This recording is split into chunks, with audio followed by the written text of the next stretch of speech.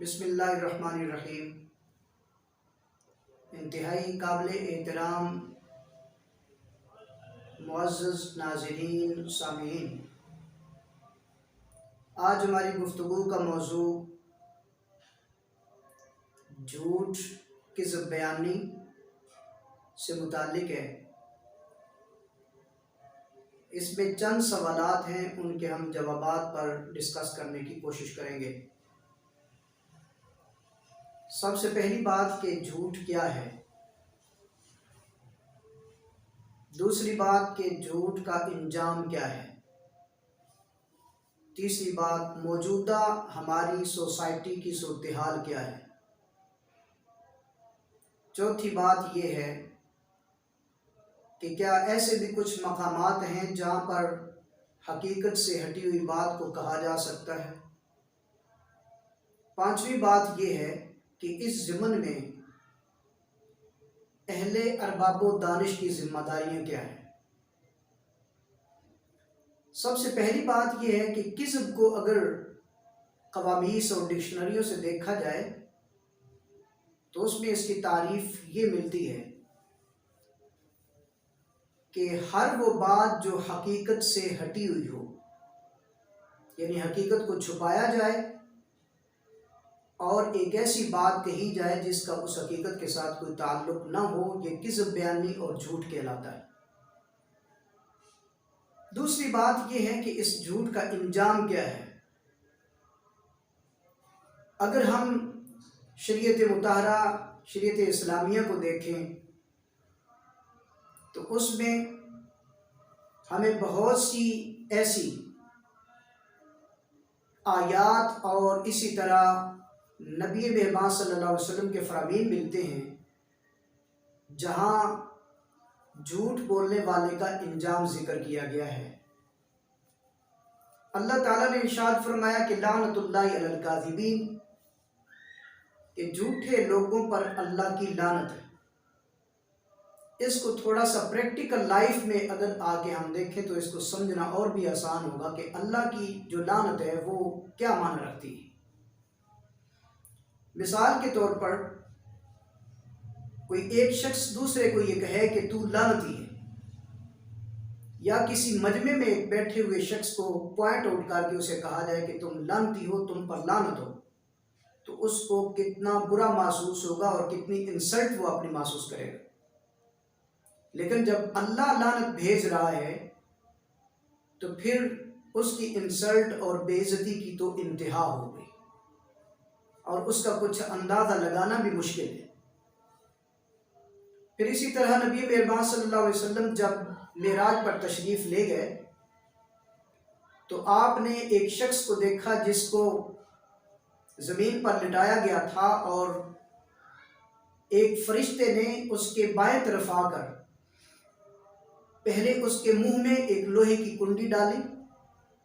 اور اس کو کھینچ کے اس کی گدی کے برابر کر دی، پھر اس کے ناک کے سوراخ میں لوہے کی کنڈی ڈالی اور اسے کھینچ کے اس کی گدی کے برابر کر دی، پھر یہی عمل اس نے دائیں طرف آ کر دہرایا۔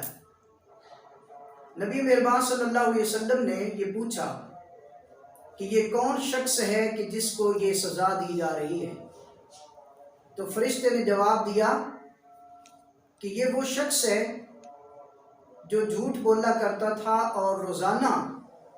ایک نیا جھوٹ گھڑ کے لوگوں کے سامنے پیش کرتا تھا، پھر اس کا جھوٹ ٹریول کیا کرتا تھا ایک محلے سے دوسرے محلے، ایک فرد سے دوسرے فرد، اور پھر اسی طرح معاشرے کے اندر پھیل جاتا اور لوگ اس کی یہ بات سن کے ہنسا کرتے تھے۔ تو اس طریقے سے مذاق کے اندر بھی جھوٹ بولنا جھوٹ ہی کہلائے گا، لوگوں کو ہنسانے کے لیے غلط بات کرنا، حقیقت سے ہٹی ہوئی بات کرنا بھی جھوٹ ہی کہلاتا ہے۔ اسی طریقے سے معزز سامعین، آپ صلی اللہ علیہ وسلم کا ارشاد ہے کہ ایک شخص جھوٹ بولتا ہے اور مسلسل وہ جھوٹ بولتا چلا جاتا ہے یہاں تک کہ وہ اللہ کے ہاں کذاب لکھ دیا جاتا ہے، یعنی اللہ کی طرف سے اس کو جو سرٹیفکیٹ ملتا ہے وہ کذاب کا ملتا ہے۔ اور اسی طرح ایک آدمی سچ بولتا ہے تو وہ ہر وقت سچ بولتا ہے، ہر بات سچی کہتا ہے، یہاں تک کہ اللہ تعالیٰ کے ہاں وہ صدیق اور سچا انسان لکھا جاتا ہے۔ یہ اللہ کی طرف سے اس کو سرٹیفکیٹ جاری کیا جاتا ہے کہ یہ سب سے سچا انسان ہے۔ اسی طریقے سے آپ صلی اللہ علیہ وسلم کا ارشاد ہے کہ الصدق ینجی والکذب یہلک، کہ سچ انسان کو نجات دیتا ہے اور جھوٹ اسے ہلاک کر دیتا ہے۔ اپنی زندگی کے تجربات میں اس بات کا مشاہدہ بھی شامل کر لیجئے کہ جہاں پہ اگر جھوٹ کا سہارا لیا جائے تو وہ ہمیشہ اس کو ہلاکت میں ڈالے گا، اس کو رسوا کر دے گا، لوگوں کے سامنے وہ منہ چھپاتا پھرے گا۔ اور جبکہ اس کے مقابلے میں اگر ہر حال میں سچ بولا جائے، فتنے کے وقت، آزمائش کے وقت، سخت وقت میں اگر سچ کا سہارا لیا جائے تو اللہ اس کو خاص اپنی حفاظت میں رکھے گا۔ وقتی طور پر کچھ دشواریاں محسوس کرے گا، لیکن اس کے بعد اس کا سچ اس کو اللہ کے فضل سے نجات دے گا۔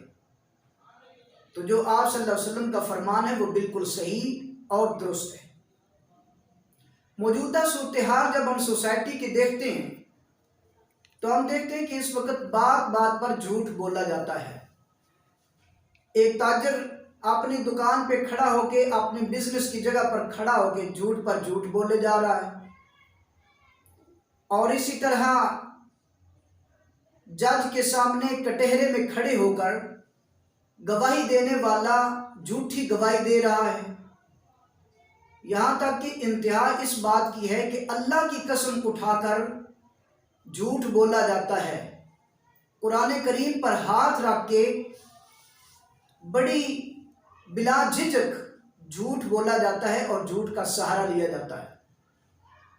طلبہ اپنے اساتذہ کے سامنے جھوٹ بول رہے ہوتے ہیں، بچے اپنے پیرنٹس کے سامنے جھوٹ پر جھوٹ بول رہے ہوتے ہیں اور تمام حقیقت سے ہٹی ہوئی باتیں کہہ رہے ہوتے ہیں۔ اور اگر دیکھا جائے تو تاجر دراصل اپنے آپ کو نقصان پہنچا رہا ہوتا ہے، گواہی دینے والا جھوٹی گواہی دے کر اپنے آپ کو نقصان میں ڈال رہا ہوتا ہے، بچے اپنے پیرنٹس کے سامنے اپنا نقصان کر رہے ہوتے ہیں، اور اسی طرح طلبہ اپنے اساتذہ کے سامنے جھوٹ بول کر اپنا ہی نقصان کر رہے ہوتے ہیں۔ اس لیے اصلاح کی بات یہ ہے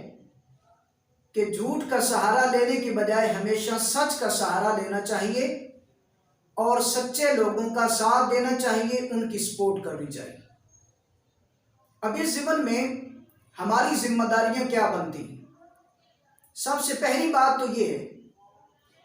کہ جب بچہ اپنے والدین کے پاس ہے تو سب سے پہلی تربیت گاہ تو والدین کی ہے۔ ان والدین کی یہ ذمہ داری بنتی ہے کہ خود بھی جھوٹ سے اجتناب کریں اور اپنے بچوں کو بھی جھوٹ نہ بولنے دیں، اور اگر بچے ان کے سامنے جھوٹ بولتے ہیں، کذب بیانی کرتے ہیں، تو انہیں ان کی تربیت کا پورا اہتمام کرنا چاہیے۔ اسی طرح جو تاجر حضرات مارکیٹ میں کھڑے ہو کر جھوٹ بول رہے ہوتے ہیں تو ان کی ریاست کی ذمہ داری یہ بنتی ہے کہ وہ ان ایسے تمام لوگوں کی تربیت کریں۔ ریڑھی پہ کھڑے ہو کے سبزی بیچتے ہوئے اور اسی طرح پھل فروش پھل بیچتے ہوئے جھوٹ کا جو سہارا لے رہا ہوتا ہے، تو یہ ریاست کا فرض بنتا ہے کہ کوئی ایسا اہتمام کریں جس سے اس کی رعایا، اس میں رہنے والے لوگ جھوٹ سے اجتناب کریں اور سچ بولنا شروع کر دیں۔ اور اسی طرح اساتذہ کی یہ ذمہ داری بنتی ہے کہ وہ اپنے طلبہ کو ایسے لیکچرز دیں جس میں خاطر خواہ یہ اویئرنیس ہو کہ جھوٹ بولنا کتنا بڑا گناہ ہے۔ یاد رکھیے، جھوٹ بولنا کبیرہ گناہ ہے جو بغیر توبہ کے معاف نہیں ہوتا، اس لیے ہمیشہ جھوٹ سے اجتناب کرنا چاہیے۔ نبی مہربان صلی اللہ علیہ وسلم کی ایک اور حدیث اگر ہم دیکھیں تو اس کے مطابق ہمیں یہ پتہ چلتا ہے کہ ایک وقت آئے گا کہ جب سچے کو جھوٹا اور جھوٹے کو سچا جانا جائے گا۔